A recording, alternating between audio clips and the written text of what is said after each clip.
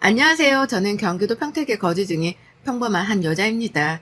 늘 다른 분들의 사연을 보고 들으면서 공감도 하고 울고 웃기도 했었는데 이번에는 저의 이야기를 여러분들께 꼭 좀 드리고 싶어 이렇게 익명으로 남아 드려보게 되었습니다. 저는 말 그대로 제가 집을 남편이 정말 소정의 결혼 자금만 가지고 결혼한 케이스입니다. 이렇게만 보면 모두도 왜 자기 스스로 그 지옥에 들어갔어? 라고 하시는 분들도 계시는데요. 특히 저희 회사 동료들은 어떻게 그런 결혼이 가능하냐고 이야기하시는 분들도 많죠. 이런 수많은 걱정과 불안 속에도 결혼을 결심하게 된 이유는 딱 한 가지였습니다. 제가 정말 힘든 시간들에 모든 사람들이 다 떠나가도 제 옆에 남아있는 사람이 지금의 남편이었기 때문입니다. 지금의 직장에 오기까지 저는 전 직장과 오랜 기간 동안 소송을 해야 했고 소송에 이겨서 원하는 금액을 다 받기는 했지만 그 과정을 거치기까지 정말 수많은 상처와 친했던 모든 사람들을 다 잃어야 했습니다. 여기에 다 이야기하면 혹시라도 알아볼 수 있어 간략하게 소개하자면 그렇습니다. 그런 시간 속에 저를 있게 만들어준 건 남편이었는데요. 전 대학을 졸업하자마자 바로 일을 한 케이스라 돈을 많이 모은 상태였고 남편은 그 당시 사회초년생이다 보니 돈을 거의 모으지 못한 상태였어요. 그럼에도 불구하고 저희는 너무 함께하고자 하는 마음이 강했고 저희 집에서 감사하게도 서울 아파트 전세 정도는 살 수 있을 정도로 보태주셨고 남편네 시댁에서는 혼수 정도의 비용을 보태주셨다고 남편이 이야기하더라고요. 물론 요새는 누가 더 많이 하냐 중요하지 않다는 건 압니다. 둘이 열심히 살면 되지요. 근데 자꾸만 남편과 트러블이 있을 때마다 시댁과 트러블이 있을 때마다 뼈저리게 결혼에 대해 후회가 밀려오곤 했습니다. 저희는 아직 이세 생각은 하지 않고 둘 다 열심히 직장 생활 중입니다. 저는 오랫동안 일해 연봉이 5천에서 6천 정도이며 남편은 회사 생활한 지가 오래되지 않아 3천에서 4천 정도라고 생각하시면 되는데요. 그래서 저는 회사에서 어느 정도 위치가 있는 편이라 솔직히 연차, 월차가 있더라도 다 쓰기는 어려운 상황입니다. 너무 회사가 바빠서요. 근데 남편 시댁은 제사가 1년에 명절 포함 총 5번입니다. 2번은 명절이고 2번은 시할아버지, 할머니 따로따로 제사이고 마지막 1번은 남편네 외가댁 할아버지 제사입니다. 그렇게 총 5번인데요. 1년에 5번이라고 하면 솔직히 적은 숫자가 아니라고 생각했습니다. 제가 회사가 서울이라 평택에서 서울까지 거리가 꽤 걸리는데 시댁은 저희 집에서 더 가야 하는 지역이라 저희 집에서도 시댁까지도 막히면 차로 1시간은 가야 하는 거리입니다. 그래서 정말 칼퇴하고 시댁에 가면 제가 빠르면 8시, 늦으면 9시에도 도착하게 되는데요. 그러다 보니 자연스레 저는 당연히 평일에 있는 제사는 참석하지 못한다고 생각했습니다. 물론 같이 가면야 좋겠지만 남편네 회사는 현장 근무도 많아 바로 퇴근하는 날이면 맞춰 갈 수 있기라도 하지만 저 같은 경우에는 그런 경우가 거의 드물기 때문에 평일에는 시댁에 가기가 어려운 상황입니다. 결혼하기 전에 이런 점은 남편이랑 다 이야기를 한 후 진행을 한 상태이고요. 또 시댁에서도 이런 저의 상황들을 다 알고 계시는지라 제가 직접 여쭤보지 못했어도 당연히 남편이 다 이야기를 잘 했을 거라 생각했습니다. 그렇게 결혼을 하고 첫 명절에는 당연히 회사도 쉬기 때문에 참석을 했고 그 다음 제사도 주말이라 참석을 했습니다. 근데 문제는 평일에 제사가 있어서 제가 남편한테 이번에는 못 참석할 것 같다. 여보만 참석해야 할 것 같다고 분명하게 이야기를 전했습니다. 회사가 너무 바쁜 상황이라 빠지기가 힘들고 주말에는 계속 내가 참석하지 않았느냐. 그러니 어머님 아버님께 말씀 좀 잘 전해달라고 했죠. 그렇게 남편이 알겠다고 했고 제사에 혼자 다녀왔는데요. 문제는 그 다음날 어머님께 갑자기 전화가 왔더라고요. 우선 안부 인사와 함께 제사를 못 가서 죄송하다고 말씀드렸고 퇴근하고 오니 너무 늦은 시간이라 따로 연락을 못 드려 오늘 퇴근하고 전화드리려고 했다고까지 말씀을 드렸습니다. 그랬더니 어머님은 아무리 그래도 시댁 제사에는 얼굴이라도 비춰야 하는 게 아니냐면서 말씀하시더군요. 그러시더니 서운하고 자기가 며느리가 둘도 아니고 하나인데 이래서야 되겠냐면서 아들이 혼자 와서 있는데 호래비도 아니고 결혼했는데 너무 마음이 아프다면서 계속 말씀하시더군요. 일단 죄송하다. 다음에는 꼭 참석해 보도록 하겠다 하고 끊었는데 분명 결혼하기 전 저의 상황을 남편도 잘 알 텐데 중간에서 이야기를 잘 하지 못했나 라는 생각도 들곤 했어요. 그리고 그날 저녁 남편이 일찍 퇴근했길래 어머님 전화 와서 이렇게 말씀하시는데 나의 상황에 대해서 잘 말씀드렸냐고 물어봤죠. 근데 남편이 하는 말은 정말 황당했습니다. 그냥 너 바빠서 못 와. 라고 했는데? 라고 하더라고요. 그럼 당연히 어머님, 아버님 입장에서는 제가 갈 수 있는데 꼭 일부러 못 가는 것처럼 보일 수 있지 않느냐 라고 덧붙이니 남편은 그럼 네가 전화 한 통 드리지 엄마가 전화하기 전에 라고 하더라고요. 그 말이 참 황당했습니다. 결혼하기 전에는 저에게 제사 그런 거 신경 쓰지 말라고 다 자기가 알아서 하겠다고 할 땐 언제고 이제 와서 저보고 왜 전화를 먼저 안 드렸냐고 하니 괜시레 서운해지더라고요. 물론 결혼하면 그 집 귀신이 된다는 말도 있잖아요. 근데 요새는 그런 것도 아니고 이렇게까지 부담을 주니 저로서는 굉장히 마음이 씁쓸하더라고요. 남의 편은 남의 편인가 보다 싶어서 저도 다투기 싫어 자리를 피했고 그 주 주말에 어머님이 단단히 화가 나신 것 같다고 하길래 좋아하시는 과일과 선물을 사서 들으러 갔습니다. 가자마자 계속해서 잔소리를 하셔도 내내를 실전하며 가만히 있었죠. 그러면서 마지막에는 저보고 시어머니가 요새 우리 아들 애 같은 애 없다면서 잘하라는 말까지 덧붙이시더라고요. 숫자는 정말 다 똑같나 보다 싶어서 저도 그냥 할 도리만 하고 지내자라는 마음으로 그렇게 어찌저찌 살다 보니 시간이 또 흘러갔고 다시 제사가 돌아왔습니다. 이번에도 보니 딱 금요일이라 정말 바쁜 시기였지만 또 안 가면 지금보다 잔소리가 더 많아지시겠구나 생각해서 회사에 이야기를 하고 월차를 내기로 했습니다. 못다한 일은 집에서 하는 걸로 대체하기로 했고요. 그렇게 만반의 준비를 하고 제사를 어머님이랑 준비하는데 갑자기 친정에서 저희 아버지가 쓰러지셨다는 이야기를 듣고 준비하다 말고 달려나갔습니다. 아빠가 당뇨로 오래 앓으셨는데 요새 스트레스 받는 일이 많으셨는지 과로를 해서 쓰러지셨더라고요. 다행히 큰일은 없어 얼굴만 뵙고 다시 시댁으로 달려갔습니다. 시댁으로 갔더니 제사가 거의 끝나서 치우는 분위기이길래 어머님 아버님께 정말 죄송하다라고 말씀드리고 저도 같이 뒷정리를 하려고 하고 있었어요. 그랬더니 어머님이 제가 그릇을 드는 손을 팍 하고 치시더니 너는 우리 며느리도 아닌데 왜 하려고 하니? 라고 하시더라고요. 처음에는 장난하시는 줄 알고 죄송하다고 아빠가 갑자기 쓰러지는 바람에 제가 안 가볼 수가 없었다 라고 말씀드리니 저보고 집에 가라고 하시더군요. 그러더니 제 짐이랑 신발을 현관 밖으로 휙하니 던지시는 거예요. 남편이랑 아버님이 뭘 그렇게까지 하냐면서 어머님한테 이야기를 했지만 듣는 채도 안 하시고 제 신발과 짐 밖에 놨으니 가져가라고요. 흘러나오는 눈물을 참고 맨발로 밖으로 나가 신발을 신고 그대로 택시를 타고 집으로 왔어요. 돌아오는 택시 안에서 한참을 꺼이꺼이 울었던 것 같아요. 내가 뭘 잘못했을까 싶기도 하고 정말 이 결혼 생활 유지하는 게 맞는 건가 싶기도 했죠. 그렇게 집에 와서 샤워하고 누워있는데 남편이 돌아와서는 엄마가 좀 너무했다. 내가 따라가려는데 자꾸만 엄마가 잡아서 못 갔다. 지금 장인어른 어떠시냐? 나도 가봤어야 하는데 미안하다. 라고 했지만 저는 그 말로는 제 마음이 풀리지 않더군요. 그리고 그 다음날 어머니께서 전화를 하셨는데 받지 않았습니다. 또 저녁에도 왔지만 받지 않았더니 이번엔 남편에게 와서 저보고 퇴근했냐고 바꿔달라고 하는 것 같길래 침대에 누워 자는 척을 했죠. 며칠 동안 어머님 전화를 피하다시피 하니까 남편을 달달 볶아서 저를 바꿔달라고 하시는 것 같았어요. 그렇게 피하던 전화를 받았고 어머님의 첫마디는 너 애가 왜 이렇게 소심하니?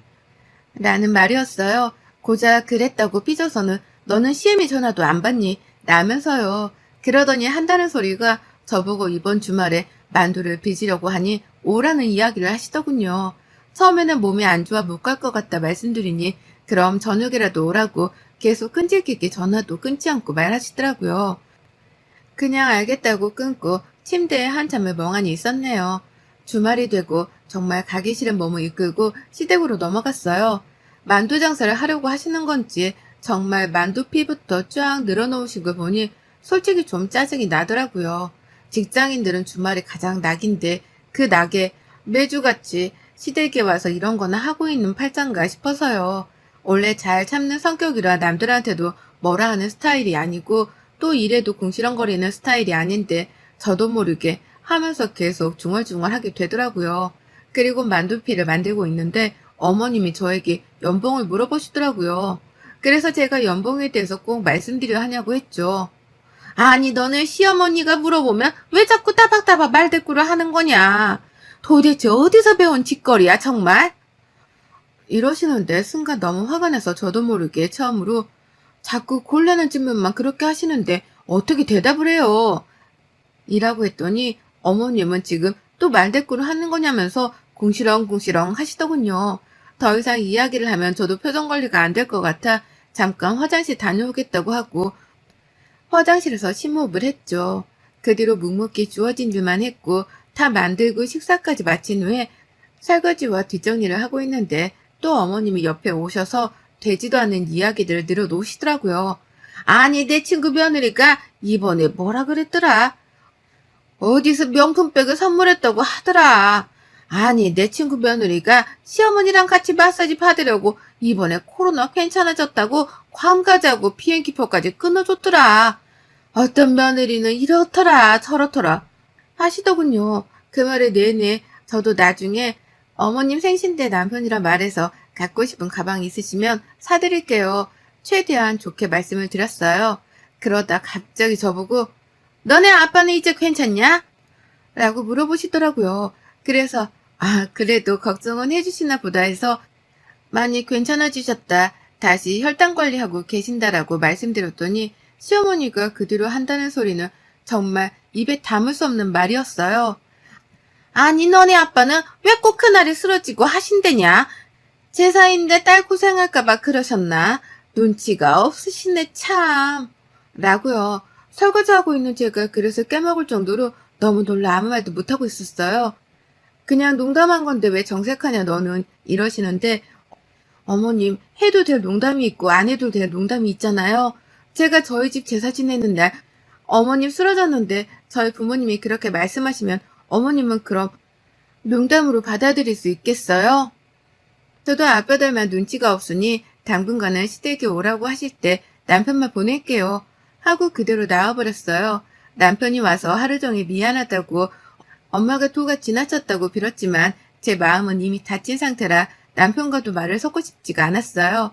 그렇게 시댁에서 오는 전화는 다 차단하고 남편에게도 다시 한번 어머님 나 전화 바꿔주면 그대로 이혼할 줄 알라고 했죠. 단단히 선언을 하고 퇴근 후에 남편이 회식한다길래 혼자 먹고 싶은 음식을 시켜 먹으면서 집에 있는데 누가 띵동 하더라고요. 보았더니 어머님이시길래 문 안 열어드렸어요. 계속 한 10번을 띵동 하시는데 그래도 끝까지 안 열어줬어요. 저보고 있는 거 알고 왔다고 하시면서 소리를 고래고래 지르셔도 안 열어드렸어요. 그렇게 가신 것 같아 있는데 남편한테 전화가 오더라고요.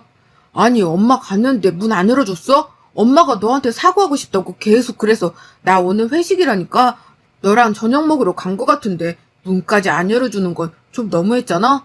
남편 말을 너무 황당해서 똑같이 이야기해줬어요. 너희 엄마 우리 집에 와서 문 안 열어줘서 마음은 아프고 너는 네 와이프가 니네 엄마한테 매일 당하는 건 마음이 안 아프니? 라고요. 그랬더니 아무 말 안 하길래 오늘은 집에 들어오지 말고 다른 데서 자라고 하고 문까지 걸어 잠그고 하루가 지나갔어요. 그 하루 동안 아무래도 더 이상 이러면 안 되겠다 싶더라고요. 뭔가 다른 방도가 필요할 것 같아 회사에서 퇴근하고 곧바로 시댁으로 달려갔어요. 남편에게 시댁으로 오라는 말만 남긴 채요. 시댁에 갔더니 시어머니가 네가 그래봤자 별 수 있냐면서 제발로 네가 사과를 하러 와야겠지. 이러시면서 또 코웃음을 치더군요. 시어머니 면전에 대고 준비해온 이혼 소리를 뿌려드렸어요. 그랬더니 무슨 짓이냐고 네가 미쳤냐고 하셨지만 그 서류부터 꼼꼼히 보시라고 그랬죠. 그랬더니 네가 이혼해봤자지. 그 집에서 너 몸만 나가면 된다면서 하시길래 그 집은 제가 해온 집인데 왜 제가 나가요 어머님? 이라고 했죠. 그랬더니 그게 무슨 너네 집이냐면서 우리 아들이 마르는 집이라면서 펄쩍펄쩍 뛰더군요. 그때 참 가소로웠어요. 어머님 무슨 말씀이세요 도대체? 지금 귀가 혹시 안 들리시는 건 아니시죠? 지금 살고 있는 저희 집 저희 친정에서 해주신 거예요. 명의도 제 명의인데 모르셨어요? 남편이 쪽팔려서 말 안 했나 보네요. 라고 했죠. 그랬더니 시어머니가 그게 무슨 말이냐. 우리 아들이 번 돈으로 했다고 했는데 네가 정말 미쳤구나. 이런 말도 안 되는 소리를 하시더군요. 그때 남편이 도착하더라고요. 왜? 우리 집 내가 해온 거라고 말씀 안 드렸어? 어머님 오해하시잖아. 지금이라도 말씀드려. 당신은 결혼할 때 이 집에 보탠 돈이 딱 300만 원이라고 말씀 안 드렸어? 이제서야 실마리들이 풀리더군요. 남편을 알고 봤더니 시댁에서 돈을 좀 지원받았더라고요. 집 해야 한다고 받은 것 같은데 그 돈을 저에게 이야기도 안 하고 주식에 투자했더라고요. 괜찮은 건이 있어서요. 근데 자기 부모님이나 나한테 말하면 분명히 반대할 게 뻔하니까 우선은 제 돈으로 지불하고 나중에 줘야겠다 싶어서 말 안 했다고요. 그러니까 시댁은 제가 한 푼도 없이 시집왔다고 생각하셨나 봐요. 그러니 제가 미웠겠죠. 어머님은 그때부터 정신을 차리셨는지 자기 아들 등짝을 찰싹찰싹 때리더라고요. 도대체 그 돈 어디에 다 두었냐고, 빨리 가지고 오라고, 어떤 돈인데 그랬냐고요. 아마도 그거 해주시려고 지금 사는 집 담보대출을 받으셔서 주신 것 같은데 남편이 그 돈을 주식으로 다 날린 것 같아요. 어쩐지 어느 날부턴가 자꾸만 매일 핸드폰만 들여다보고 초조해 보였거든요. 부모님께 용돈 드리는 것도 부담스럽다고 하길래 내가 드린다고 할 정도였는데 제가 보기엔 이것 말고도 더 투자한 게 있는데 그럼 쫓겨날까봐 말 못하고 저러고 있는 거겠죠. 어머님이 절 이렇게 싫어한 이유는 딱 하나였어요. 돈. 돈도 못 버는 주제에 바쁜 척이나 하고 자기 아들 돈이나 갉아먹는 여자라고 생각했겠죠. 연봉도 저보다 자기가 많은 걸로 부모님을 속였더라고요. 참, 황당해서 말이 안 나오더라고요. 그래서 제가 남편에게 말했죠. 어차피 이렇게 된 거 다 소용없고 네가 보탠 300? 아니다. 혼수까지 네가 했으니까 그 돈까지 쳐서 줄 테니까 나가라고요. 그리고는 어머님께 말씀드렸어요. 어머님은 세상 물정을 너무 모르시는 것 같으셔서 말씀드리는 건데 요새 택배에는 반품 서비스가 굉장히 잘 되어 있어요. 반품하는 거 전혀 어렵지 않으니까 어머님 사랑하는 아들 평생 반품시킬게요. 한번 끼고 잘 살아보세요. 그리곤 휙하니 시댁에서 나가려는데 남편은 무릎 꿇고 울며 불며 빌고 어머님은 자기가 오해했다면서 사과하시는데 그게 말이 되나요? 제가 돈을 많이 했든 적게 했든 사람으로서 하지 말아야 할 일들을 하시는 게 저는 사람이라 잘 이해가 가지 않는다고요. 법원에서 보자고 하고 그렇게 나왔어요. 그날 이후로 남편 짐은 모조리 싸서 보냈어요. 돈도 입금했고요. 집안에 있는 비밀번호도 모조리 다 바꾸었죠. 매일매일 전화에 문자에 집까지 찾아와 지금 집은 내놓은 상태예요. 전세였기 때문에 복비는 물고 나가야 하지만 그래도 차라리 복비 물고 모르는 대로 이사가는 게 나을 것 같더라고요. 근데 남편이 끝까지 이혼을 안 해주겠다고 버티고 있는 터라 변호사까지 고용해 소송을 시작했어요. 그랬더니 어머니께서 꼭 만나서 할 말이 있다며 찾아오시더라고요. 더 이상 저는 할 말이 없다고 해도 무자비하게 밀고 들어오시길래 딱 할 말만 하고 가세요 라고 했죠. 그때부터 눈물바람으로 저를 설득하려고 하는데 참으로 황당하더라고요. 아직까지도 자기 아들이 가장 최고라고 생각하고 말씀하시는데 일부러 제 물컵에 있는 물을 쏟았어요. 그리고는 어머니께 말씀드렸죠. 어머님, 제가 어머님 말씀하시는데 눈치가 없었네요. 근데 이 물 좀 닦아주시겠어요? 무슨 말이니 그게? 내가 왜 그 물을? 아니 지금 저한테 비시는 입장인데 이런 것도 못하세요?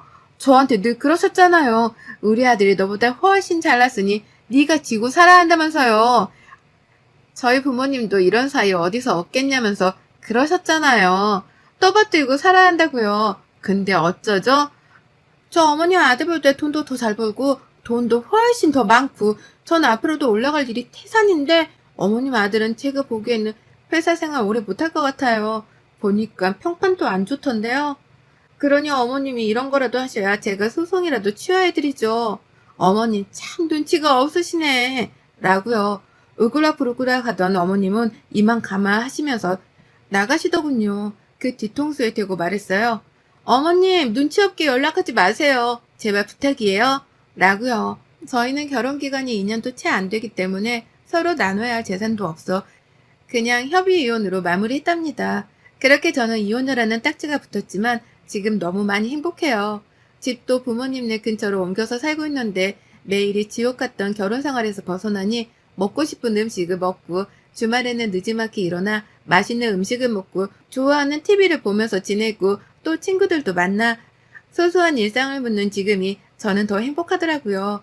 2년 만에 결혼하고 이혼을 경험한 제가 느끼는 바로는 무조건 착하다고만 되는 건 아니라는 걸 느꼈어요. 결혼을 잘했다면 이혼도 하지 않았겠지만 또 이걸로 저는 한 번 더 성숙해짐을 느끼고 있습니다. 여러분들은 지금 어떤 삶을 살고 계신가요? 혹시라도 저처럼 참아만 내었던 삶이라면 더 이상 참지 말고 지르고 사세요. 인생은 한 번이라는 말 정말 뼈저리게 느끼곤 합니다. 한 번 사는 인생, 이제 행복하게 살아야 된다는 말 꼭 명심하기를 바라며 쌀쌀해진 날씨, 아무쪼록 건강 조심하기를 바라겠습니다. 여러분의 생각은 댓글로 남겨주세요. 오늘도 시청해주셔서 정말 감사합니다.